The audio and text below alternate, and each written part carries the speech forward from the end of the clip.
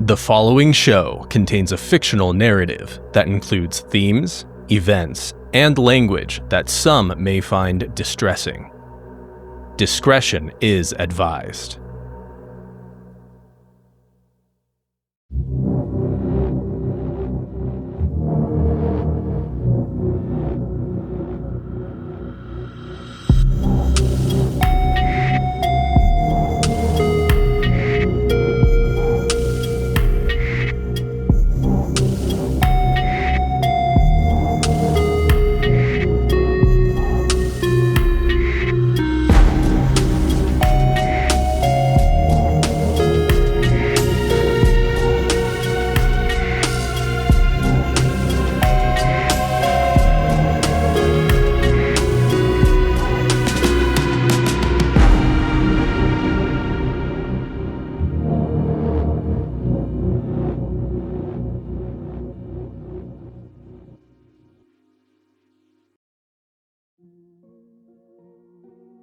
Welcome to another episode of This Line Isn't Secure. I'm Adam Lambert.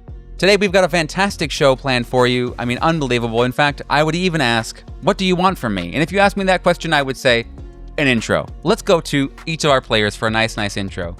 Go ahead, whoever. Hi there, is next. I'm Kelly Clarkson, also known as Ty, and I am playing ex-Deputy Marshal Reed Hollis. Next. Hi, I used to be Adam Lambert, but now I am Charlie, aka Adam Blackburn, aka Agent Meridian. Connection. I am Ruben Studdard, otherwise known as Andy, and I play forensic psychiatrist Alexander Shoemaker, otherwise known as Agent Merchant. And I'm star of Screen and Stage Laura Benanti, when I'm not Hawk or Agent Miranda herself, Heather Stodder, resident set herself on fire and electrocute herself expert. What a delight. Jesus Christ. Imagine if this was your first time tuning into this show. You'd just be like, what the fuck did I just hear? I mean, on the plus side, tuning in on the show, we really are the people we have said we are. This is the all most of them. expensive podcast you've ever listened to. and a really good reminder that maybe you should start with episode 1. Yeah, that's probably This will probably all true. make sense if this is your Episode first time 0. living in. Yeah. Or wait, no, did we do an episode? No, it was episode 1. Never Yeah. mind. That's not We're right. not hip. We're not Listen, hip like that. you come for the king, Well, you no, better not no, miss, no. Ty. Tell them Speaking to of go look coming for at- episode 0. They will lose their minds trying to find it, though. Ah, there you go. And then just get they'll in be the ready mood. for episode 1. Yeah. Levels Everybody on roll levels on sand. levels. Thanks for those great introductions. As you're all aware, this is American Idol. We have a great night planned, but before we do that, let's let America vote. Hawk, give us the recap. Absolutely. We were in a very not pleasant, unfun place. We were in the Dorchester house after hours, where the scent of black mold and perspirations and the murky light made everything feel just a little off, just a little wrong. The buzzing fluorescence during the day, at night, are rendered a chorus of horrific sound as we move through the long, seemingly endless hallways, as a voice summons us to the cotton candy room. It feels reminiscent of another place we've been, the night floors of the McAllister building with its many doors with their strange inscriptions. We encountered the inhabitants of some of the rooms behind these doors, a woman named Dorothy Yale, or at least the room of a woman named Dorothy Yale. The room entirely covered in tinfoil except spots for her bare feet. We moved further and further, encountering more strange things, more strange people, with no signs of exits or weapons, electronics, anything useful to us. Merchant entered a room, met a woman named Cloris Gareth Vance, who is in the midst of creating an ornate origami dragon. She offered this as one might offer a sacrifice to Merchant, who took it and tore it apart and uncovered within a strange glass object, the size of his forearm, entirely sealed and seemingly empty. No one took this very well, and everyone was sort of in a bad place when we met our new best friend. That's right, Dr. Friend himself. With his taped glasses, the face of the head doctor we had just met during the Dorchester day, and a gaudy, multicolored tie, oversized loafers, nothing quite fit about Dr. Friend. He asked us in his charming way, "And why aren't you in the cotton candy room?" gremlin of a man. He was not very interested in answering our questions, comparing us to Gary Topchick, and said that a man named Ed will have to gather us. We soon met Ed, who was 7'8", a height that I want to say, as a person who's a little bit tall, is fucking insane. Miranda turned to the dangerous men in her company, Millstone and Meridian. "Can you take care of this guy?" To which their response was, "We do not think so. He is bending the fire doors with his bare hands." So we followed to the cotton candy room for group therapy. We sat there in a circle with a gentleman we had met named Mr. Wild, a gentleman we recognized named Asa Severin Darabandi, a middle-aged black woman, Dr. Friend herself, Gary Topchick, our friend Manuel from the McAllister, Luis Manuel, as well as ourselves, clustered in the corner in the circle. The room is strange, with no windows, no outlets, no sounds of anything outside, just the feeling of our skin drying and our raw nerves exposed to the air. Dr. Friend gave us the rules of group. We were not to lie, we were to answer honestly, we were not to interrupt. We obeyed these rules as he asked Mr. Wild a question. And Merchant volunteers and was asked, would he go down into the basement again? And Millstone was asked, when will you dare to remember? And Meridian was asked, something that I don't remember. Will I go back for the box? Will he go back for the box? Thank you, Meridian. Miranda was asked, when will she decide if something finally matters? Friend, seemingly equal parts annoyed and satisfied with these responses, decided he did not need to remove anyone's patsu, and instead dismissed group, but not before Miranda interrupted him and said, "But doctor, you haven't shared yet." We asked why he was so insistent he called his patients his friends. And to my knowledge, he said we were like rats, the only friends a sailor could have on a ship becalmed at sea. This whole situation sucked ass, but we did identify that he was standing on a crate with syringes under it. Miranda decided to try and distract him, and she did so long enough for Meridian to grab hold of these syringes from under the crate. Miranda gathered the group together and made a quick plan. She would help cause a distraction alongside Merchant and Merchant's seeming friend from his visit 20 years ago to a strange place. And with this distraction, Millstone and Meridian would take out Dr. Friend and Ed. Miranda, using the little scraps of metal aglet from the ties on their scrubs, their inpatient outfits, was able to cause a short in the building and a blackout just as the voice of Merchant's friend came over the speakers. At least, that's how I remember it.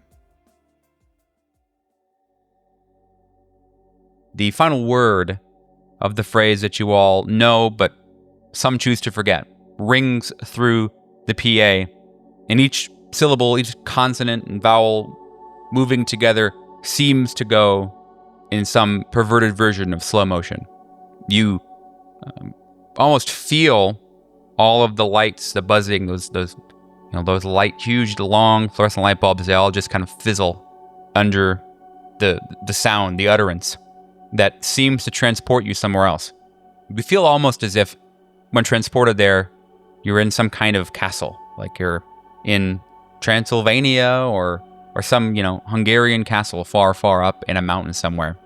And you know this by the feeling of these long drapes, massive red and yellow and blue drapes that are kind of moving back and forth, dancing in what seems to be an open window, while outside this thunderstorm is casting very odd shapes and shadows when lightning strikes. It's quite surreal, and those of you who are focused on capturing, subduing your captors, you find that in your hands, the needle that was about to, pierce in the skin of this very large human is now piercing what seems to be a robe, a large, about the same size as he was, robe, with this beautiful yellow color that almost seems to sing off of the fabric to you.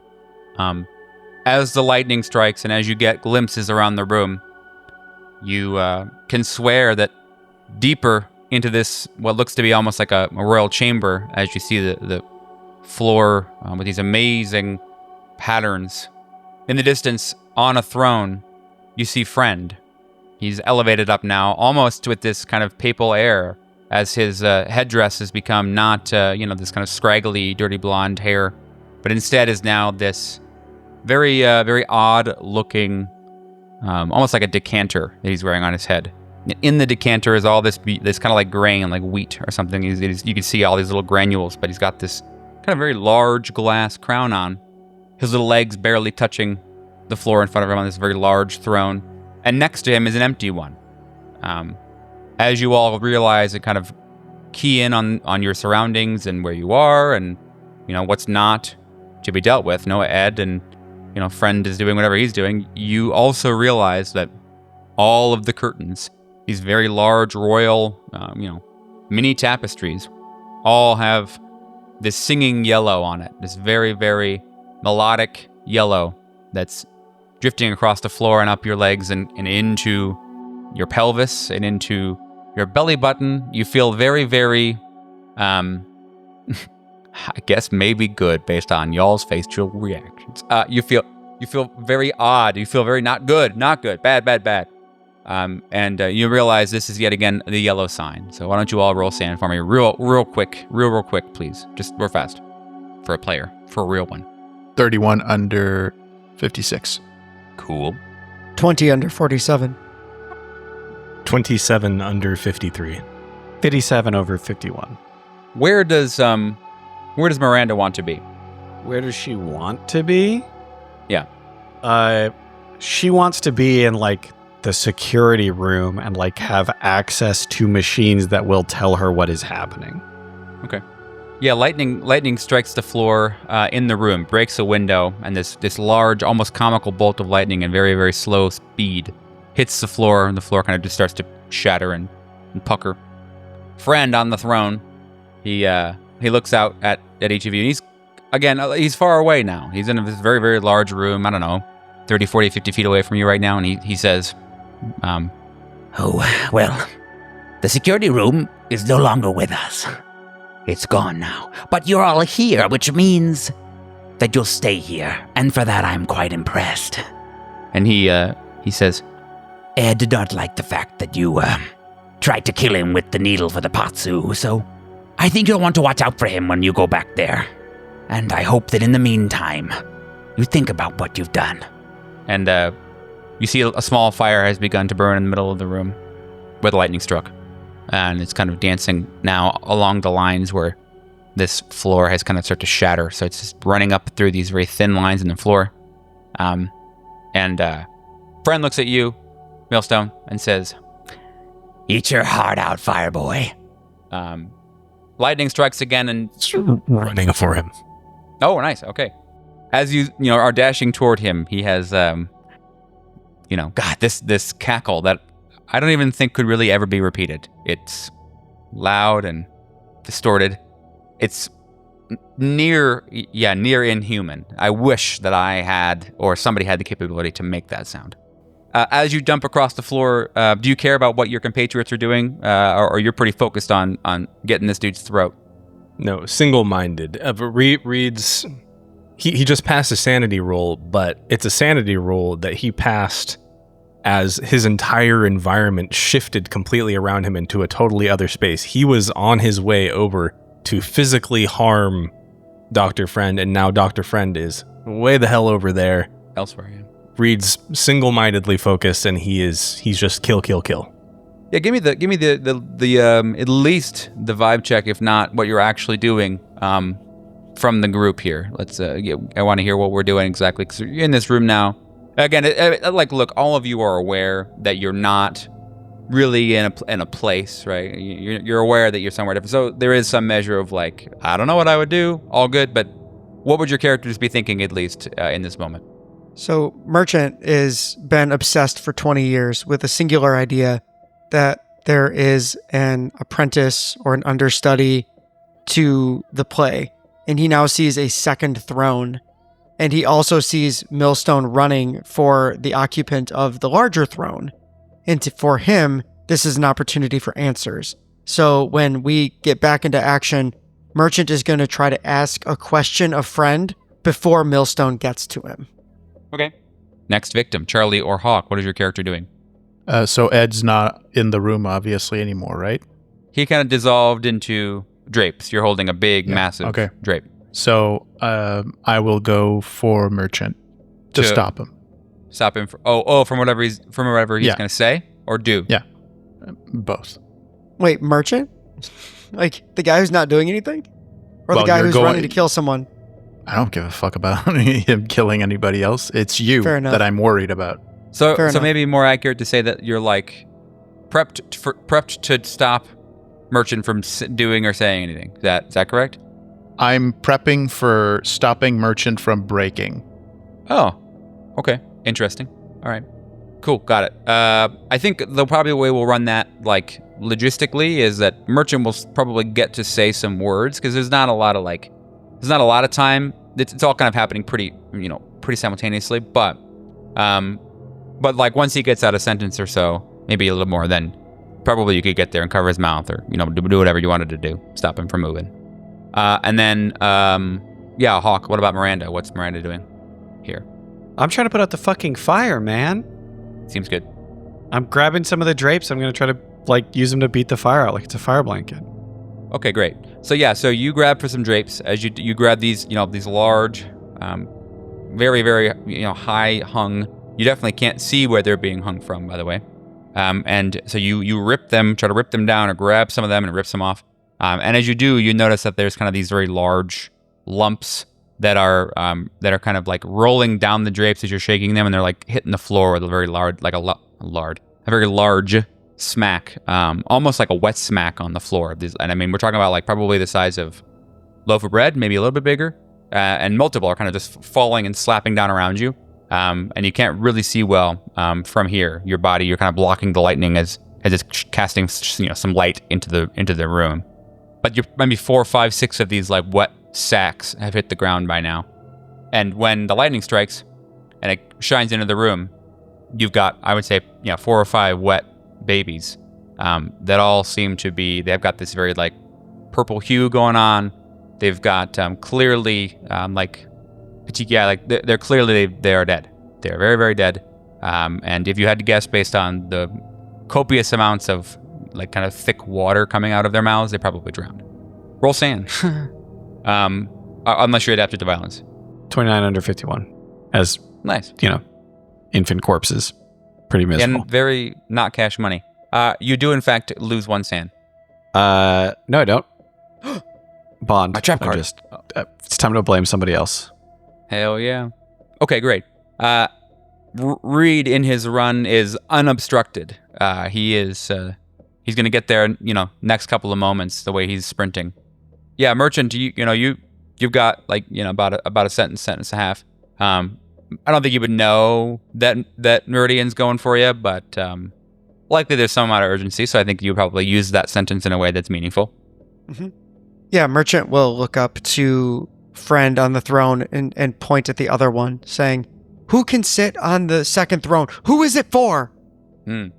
Yeah, about that time, I would think that Meridian gets to you. And a Meridian, you just want to like cover his mouth, or what do you want to do? Tackle his ass? Yeah, cover his mouth and like hold him back, saying like, "It's not for you. It's not for me. It's not for anyone. We finish what we started and we get the fuck out of here." Okay. Merchant will not oppose. He's standing there straight, just eyes locked on Friend. Yeah, that makes sense. You see, Friend opens his mouth to talk. Just as he does, you can almost hear the sound of his trachea snap as Millstone gets there and kind of just grabs him by the neck. And then you see Friend's lips move. You see that he says something, maybe just a short number of words, and you gather that probably Millstone heard them. Thunder cracks. The room at the roof splits. Rain starts to fall in. And it's either blood or Patsu, you're not sure. And it's just kind of filling up the room. The cracks in the floor now are going out. Thankfully, your fire putting out skills weren't as important here in this moment. And yeah, as the room kind of starts to flood, I guess Millstone, you get him by the throat. Are you trying to you're trying to kill him, strangle him? Are you trying to bash his head into the throne? Like, what's the thought? Yeah, Millstone's got him by the throat with both hands, and his neck is skinny enough for him to wrap both hands completely around his neck, and he is just smashing his head into the back of the throne. The thunder stops, and you realize that every clap after this isn't thunder, it's just the sound of Friend's head getting like wetter and wetter as it smashes into the wooden throne. And it almost looks like for a moment that the bloody rain has stopped, and now it's just all kind of coming in copious amounts, almost comic amounts of blood or patsu that are just kind of draining down the throne. The very importantly, like stone carved channel coming through that channel and then filling up these now holes in the floor. Holes and like kind of almost like estuaries on the ground now, as if they were planned. The last thump is the sound of a door slamming shut. All of you are instantly returned to a place that's not thunderstorming with large yellow sign curtains or Reed doing the old head smashing gig.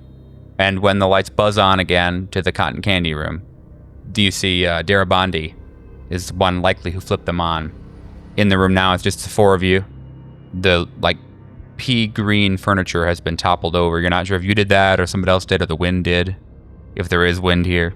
And Darabandi just kind of sums you all up and says, "Oh, I'm very sorry," and turns. Merchant will kind of choke through Meridian's hand.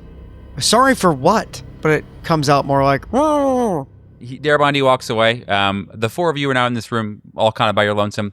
Not a lot has changed based on what you can tell. The clock says midnight. There's like this very odd looking, almost like Salvador Dali crash clock, like it's all skewed.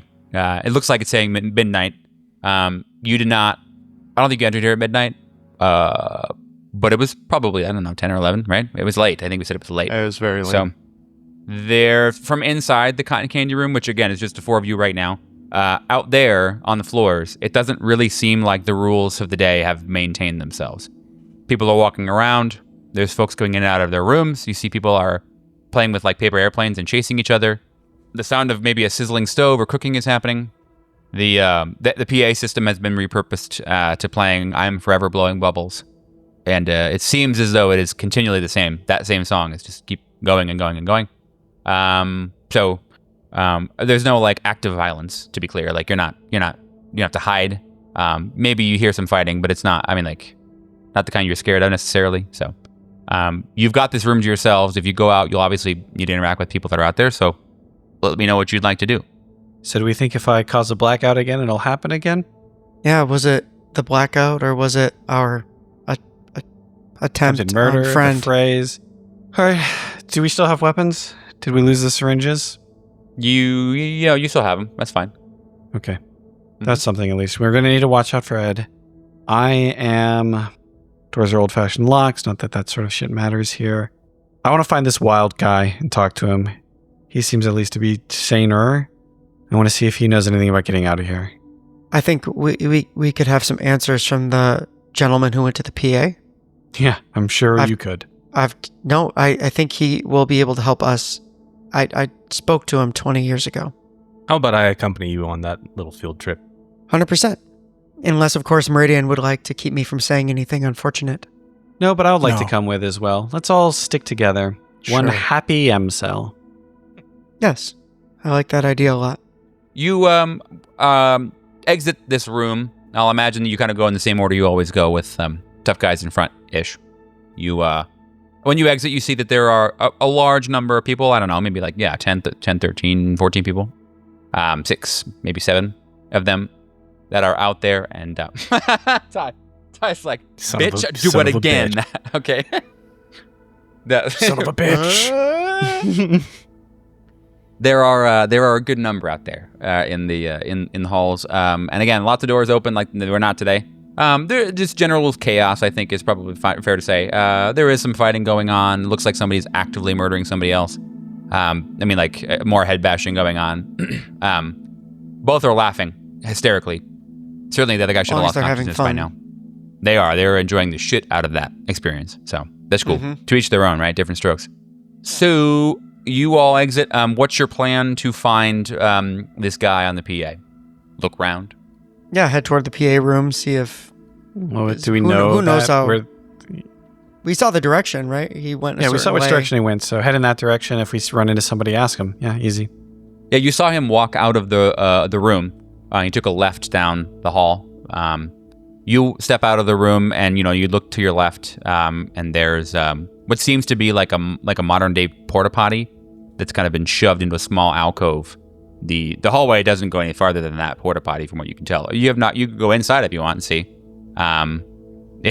If it's like the TARDIS, but from here it sure looks like it ends. Merchant, very cognizant of the fact that none of the team trusts him at this point, will let someone else open the door. Yeah, I got it. And Reed'll crack it open. Yeah, okay. Yeah, in there, pretty typical. I guess I'm not sure how many of you have been inside of a hair salon recently, but there is the pretty attractive black woman is in there. I don't know if you know her name yet, which is why I'm referring to her that way. She is in there and seems to be having. I'm gonna sound so stupid that I can't wait. The thing that goes over, I think it's a dryer. The thing that goes over that, that thing with the thing, the thing like a brain sucker, but not that, yeah. No, that's what that is, actually. Yes, it's a brain sucker. You're correct. Yes, dude, that makes sense. That makes all the brain my mom suck went there. machine. Yeah, dude, that's crazy. No offense to our listeners who Not go at to all, salons dude. and use that machine. You've had your brain sucked. It's okay, dude. We accept you for that. So yeah, this woman is in there getting that done. And in there getting the brain suck action. The book she's reading is upside down, and it looks like the title is A Horse by Degrees. It's what seems to be one of those books that's an anatomical book where every page is like a layer of the book. A layer of a horse.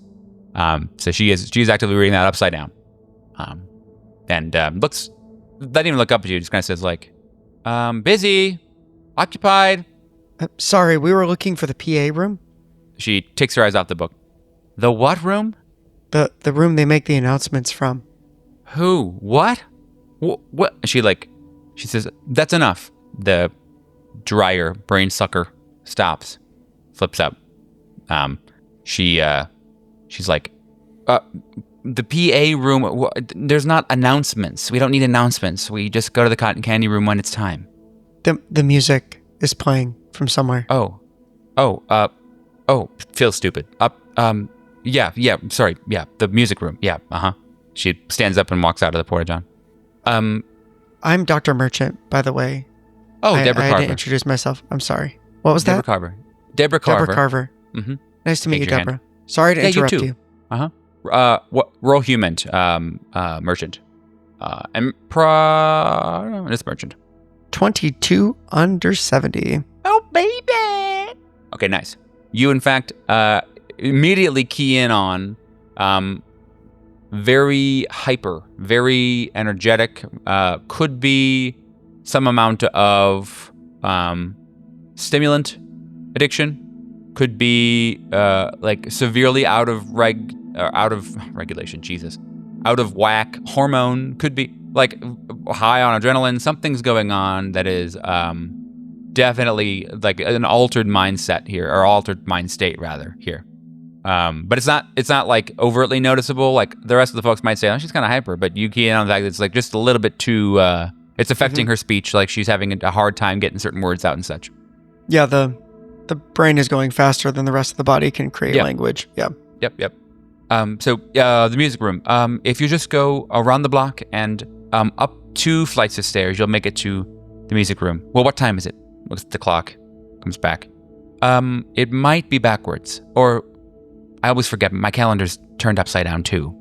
And she looks at the book again, still reading it upside down. Yeah, no, I think I really think if you go upside down, you'll find it, or backwards. I get the two mixed up. Of course. Thank you. Interesting book. Oh God, one of my favorites. Yes. And she's got the book open to some part of the vascular system. She's looking at like some veins in a horse neck, something like that. Oh yes, I've always often found the circulatory system to be the most interesting. When I was in med school, that part I was always fascinated by. Oh my God. Oh really? Are you a doctor?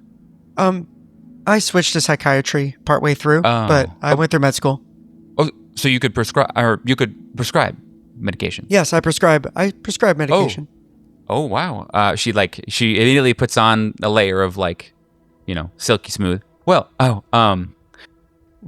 my manners. I would be happy to take you to the music room myself if I could just have some. Do you know about Melonia? Do I? Do you? I've been really looking forward to some. I'm here in the sanatorium because of my addiction, but I think I need to get weaned off a little slower. I don't know. Instead of just cold turkey. So yes, of course. I can generally write prescriptions for any kind of medication that you need. God, you think that's your great. treatment plan isn't effective here? Well, we kind of get left to our own devices here. I feel like, maybe I need just some more hand-holding or just assistance. Friend is, looks around. Kind of just not very, personable. He's not big into drugs. Doesn't like drugs. He's a nice guy. He has some odd treatment ideas. No, I think he's a good doctor. Very good doctor to have here in the Dorchester. Yeah, he's highly respected in his field. So the music room then.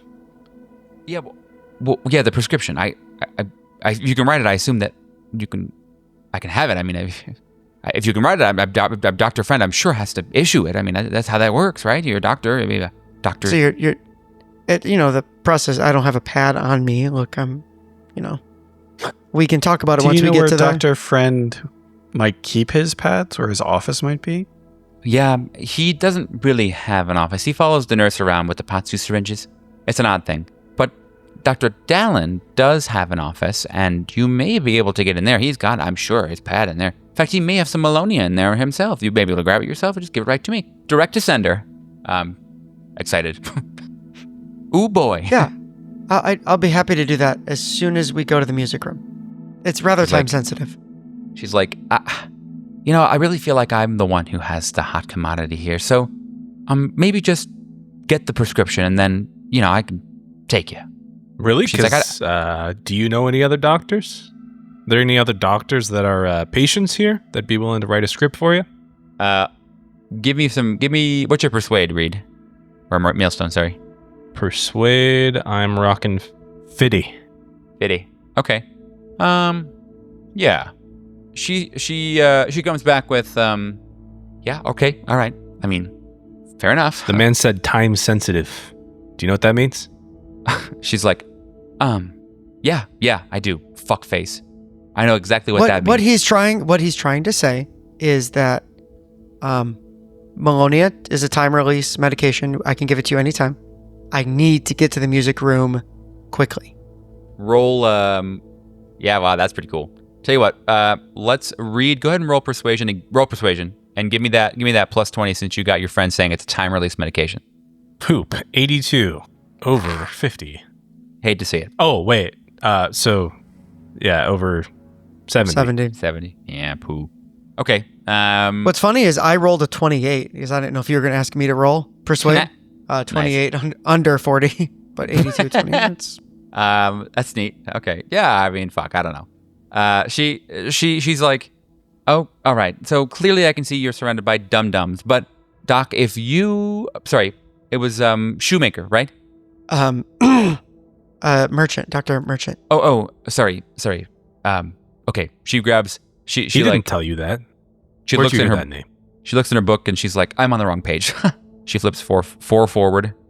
Now it's on the page for this massive horse cock. She's like, this is you, right? I'm just kidding. I'm really sorry. I had to. Keep it to the home game. I'm sorry. I don't know. I had to fucking do it. It's a pop out. It's a pop out book. Like, wow. She says, I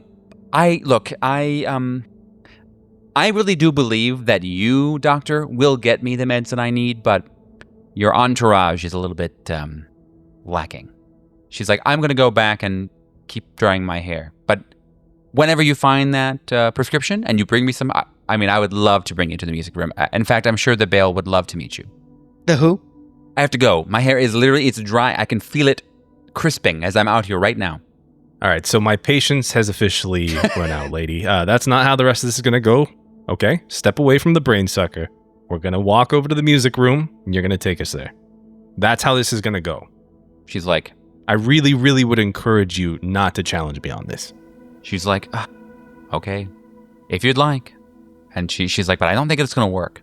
And she walks forward a couple steps, turns right, grabs a piece of paneling on the wall, pulls it, and you see that that like piece of paneling from the wall comes out, and there's like a hallway behind it.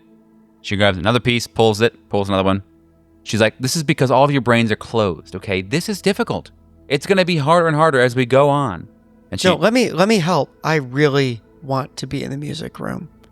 And so with a singular focus, kind of drawing upon his experience from the night floors, Merchant will also grab a piece of paneling.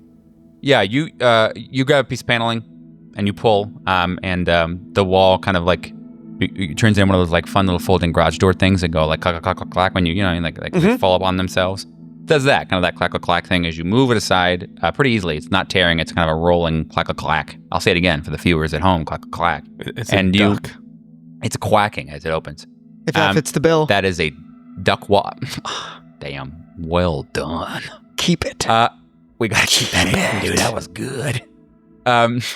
So yeah, you are able to get through pretty easily into the hallway beyond the wall that shouldn't exist. You're kind of in the space of the cotton candy room almost immediately as you kind of take these couple of turns. Very night floors-esque, right? You're getting the flashbacks for sure. She walks you along for maybe, I don't know, 2 or 3 minutes. And you come to what looks to be a like a hatch, like a submarine hatch, it's circular with the handle that turns. The wheel that turns, rather, yeah. And she's like, I'm sure this is where it's going to stop, right here, because usually when I get here, I'm already unable to go perpendicular. And she's like, just try it. And she points at the wheel to turn. I'm going to turn it backward. So righty-tighty. With Nice. the intentional will of, I'm going to be upside down in the music room. Okay, yeah. You turn it to the the righty-tighty as if to tighten, but you mean to loosen it and be upside down in the music room. Or backwards. Can't remember which. Yeah, that's right. Wait, right. Thank you. Oh, good memory. The rest of you see Merchant grab this wheel to turn the wheel. When he does so, you see his form kind of like, almost like you turn down the sharpness. Like it just kind of gets a little bit muffled. Like seeing his visage is just a little tougher. Like static forming at the edges of his being. As the form of Merchant just kind of fizzles in front of you, the group of you, like I say, you also don't see Deborah Carver, but you hear behind you that there's some kind of something happening, a sound, like fight. There is some cheering, and there's clearly the sound of impact, and maybe the sound of someone being stabbed or slashed or thrown against a wall. Very violent sounds, kind of through the roar. You kind of hear the scream of not a woman, but likely just a very high-pitched man, to be frank. Among the crowd, you hear this, "Get him, Doc! He's a doctor! Yeah, he's gonna stab him in the face 5 times!" Just like shouting is happening, "Go, Doc! Yeah!" And people are shouting at him. And you realize quickly that, this certainly is either Dr. Friend, Dr. Dallin, or Dr. Shoemaker. I wonder if each of you is interested in seeing the outcome of this fight. Yes. I, too, would like to see the thing. For our audio listeners. I'm nodding. I want to see it. Oh, God. Oh. You guys, I'm trying to make it cool and you fucking make a sex joke? Seriously? I'm not. I just was trying to be like intense. Oh, now sorry, I'm okay. busting. Yeah. I'm sorry. I've only got 2 speeds apparently. Busted? Like a Now cheap busted. Okay. All right. If I had a Sorry, nickel. yes. The camera backs out of the room and into the liminal spaces that I guess that cameraman lives in. And we enter what seems to be just a very quiet room in a hotel somewhere, maybe. And in that room, Merchant, you and Miss Carver, you arrive. In the room, there is a meager amount of furniture. What seems to be these very rain-splotched windows that are very hard to see out of, very, very dirty windows. There's a man at a desk with what looks to be a typewriter, although it's got this kind of very Raven-esque thing going on. And he looks kind of old, haggard, looks very, very confused and very tired. Somebody who has clearly been choosing the way that his life has paced and moved with him, but now he's realized that the one true force in the universe has caught up to him, chaos. He looks up. He's got a mug of something. It's clearly not coffee. It's not steaming, and it looks to be clear. Perhaps it's water, but based on the way he looks and the way he smells from here, the doorway of the room, you're guessing it's not water. So Merchant takes a small step forward, surprised, because in his mind, his will was set on finding the man in the PA room, or the music room. But seeing someone else, he catches the glimpse of the typewriter, and remembering his own typewriter, remembering Exeter and the typewriter there, he realizes that there must have been a deeper desire that he was not aware of. There's something he wanted to see that even his conscious mind was unaware of. And so he takes a step forward and just simply, what are you working on? Carver, like a mom with two children that she thinks will be great friends, says, Merchant, this is JC. He's the author. The author? She like gets her favorite book out, A Horse by Degrees, and she's like, "Yep, this one and Le Roi et Jeune, the Yellow Phantom. He wrote them all. Well, the first one, which I guess means he kind of just birthed them all. I don't know. It's complicated, but the two of you are so alike. I just felt like I had to bring you here, or maybe you thought that." It's been a while. I've seen your photo. Yeah, certainly, I think maybe that, at least for Libby, I would hope and imagine that this person is some grandiose, like savant who's got all these accolades and, writing skills. He's been around the whole, author circuit. He looks like a depressed man who's barely eaten in a week and is mostly subsisting off of the gin that's in that mug. Mm-hmm. Hasn't shaved in a long time. Quite deplorable, I think, is a good way to say. Bags under his eyes. His right eye has a very large bruise under it. You're not really sure why or where that came from, but yeah, he looks tired. And he kind of looks up at you and just says, "Yeah, man. It's nice to finally meet you, sir." He stares into the lake of gin. Thanks. Picks it up and takes the remainder, likely, which is a decent amount. Mm-hmm. Deborah's my, and she kind of looks, and they both look at each other, and she just kind of says, friend. And he's like, yeah, I guess. Yeah. Who was Exeter to you? He's like, I don't know if I've written that yet, but and he breaks out into a pretty gross cough. You're not that kind of doctor, but you would guess along the lines of tuberculosis. Like he's not well. The cough lasts for a while. In fact, Deborah has to go over and kind of like rub his back and like kind of let her like work with him to start breathing again. And he says, I think it's not really that important, I guess. Deborah said that you thought you were me, or that I was you, or that I am you, or it will be you, or maybe that you're me. I don't know. I don't know. I've been working on my own play. I've been writing a lot. He stands up and smashes the desk with his midsection very awkwardly. Just didn't. He stood up very, very fast and just kind of turns. He's like, I just want to find my fucking bottle. Do you know where it is? Are you me? Have you seen that thing? That's all I want, man. I don't know. I don't have a bottle. I just have this. He uses the chair to gain some strength, and kind of takes a very empowered step forward. Where is it, man? You have to know where it is, because I'm you and you're me. Where's the fucking bottle? What does it all mean? He like grabs you. He grabs you kind of by the lapels, and it's like, I just want to get the fuck out of here, man. Where's the fucking bottle at? That's all you need is a bottle of that. Yeah, because you have to write the play. Fucking bottle, man. And he just like, you see, he just kind of throws you. He doesn't really throw you. He just lets go of you and kind of pushes a little bit. Mm-hmm. No. You have to write the play. They're hurting out there. He was supposed to be happy. You have to write the play. Outside the window, all three of your heads snap as like these blooms of almost like explosions are happening outside the window of wherever you are. The clock, you hear the clock start chiming. He looks up. The clock is this very nice, kind of weathered brown color, and on the bottom of the clock, it's this kind of older writing. It says "The Boxer," and then you see that the hand has struck midnight and it's begun to pang. And he's like, he looks up at it. All of you look up at it again, kind of all together.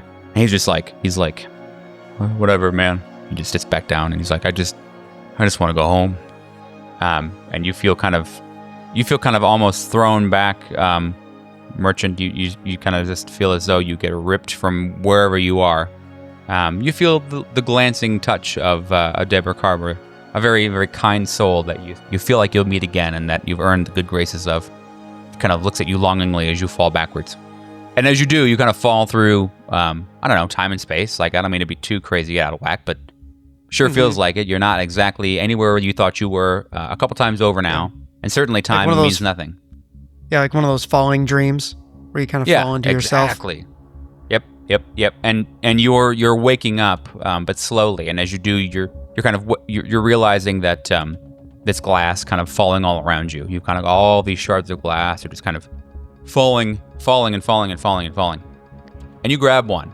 You grab a piece of glass, a pretty big shard of glass. And you're pretty confident that all of these like pieces of glass are just shards of one big fucking tube. Tube. And so do you want to kind of wait and see what ends up happening, or do you want to kill yourself? No, I'm Merchant is filled with questions and yet purpose. He's going to hold the glass and he knows he has to use it, but he doesn't know why. So he's going to watch and wait.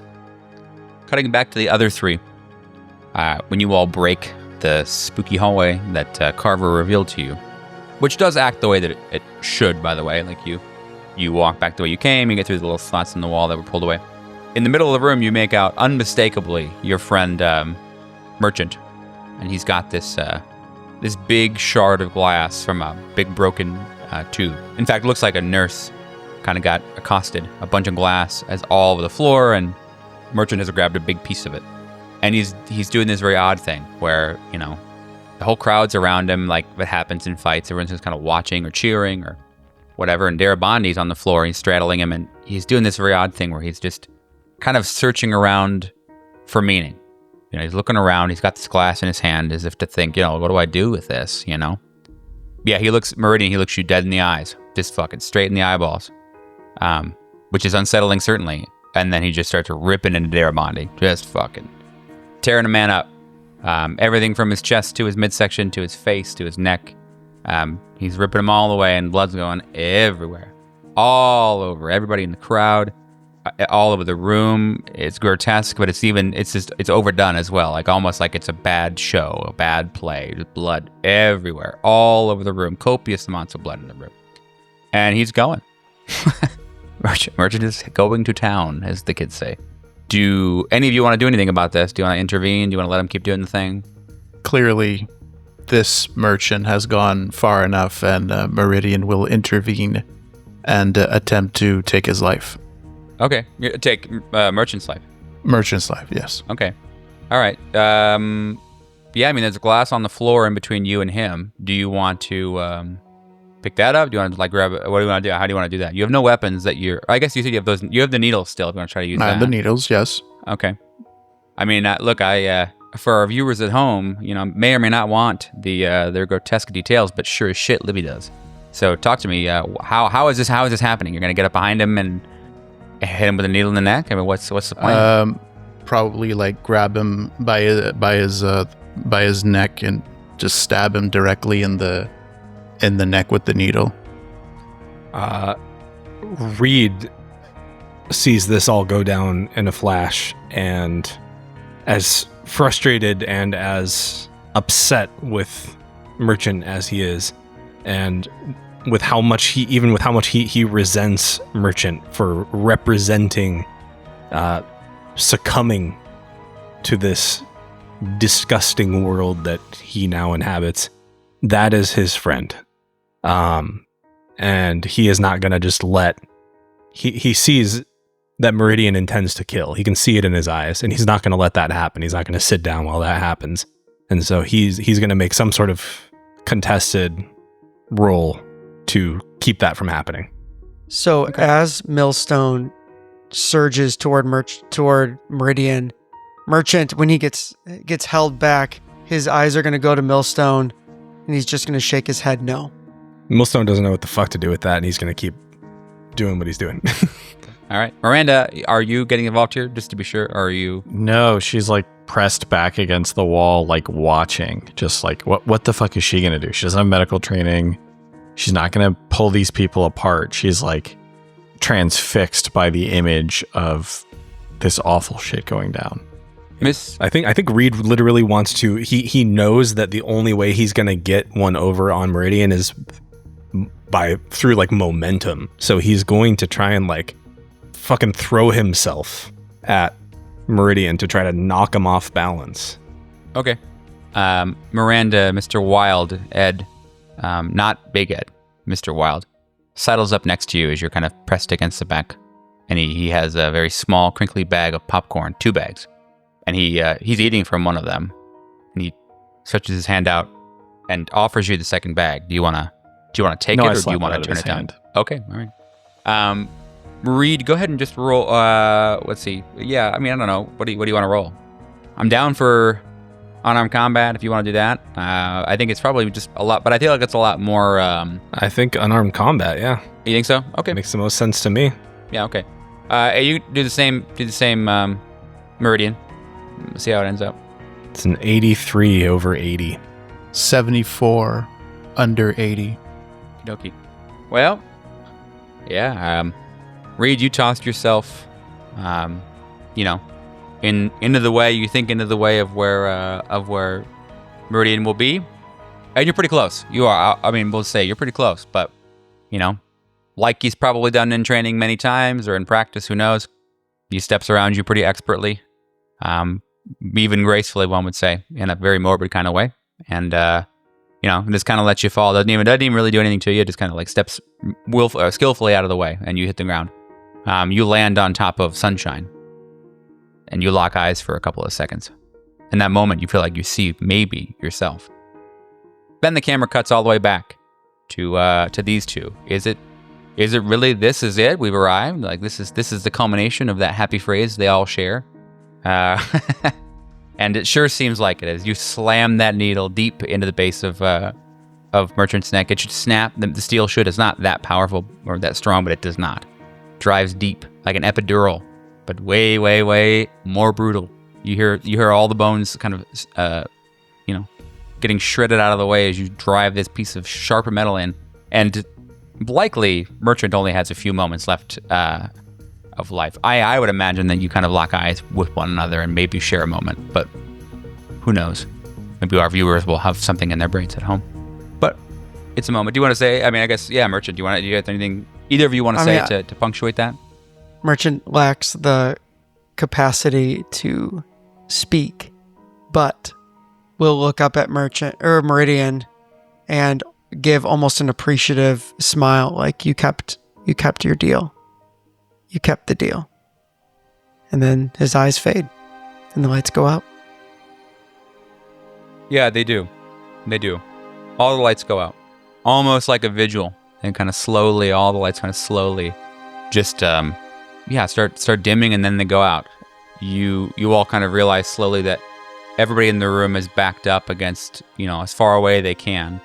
And now the middle of the room is occupied kind of by the 4 of you.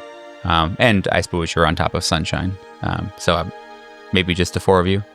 And it's almost kind of like you imagine that they're singing. And maybe they aren't singing, or they are, but there's really somber moment that almost feels like the first respect that any of you have gotten ever since the McAllister. Like the first moment of allowing what is to be, and it's definitely filled with a lot of weight, but then, like a rude fart in a Catholic service, A light draws from this small slit in the far right of the room. And it takes very little time for you all to realize that the light coming from the slit and then from these little like circular things on the wall is an elevator. You're not sure if there was an elevator in here before, but there is now. And it's coming up. You see it starts on 1 and it goes 2 and then the 3 lights up and you hear the ding of the elevator as it arrives on the floor. And the doors slowly slide open, just chock full of suspense. And there in the gaudy light of a very, very old elevator with a certain carpet pattern that makes you feel reminiscent of a certain night floor.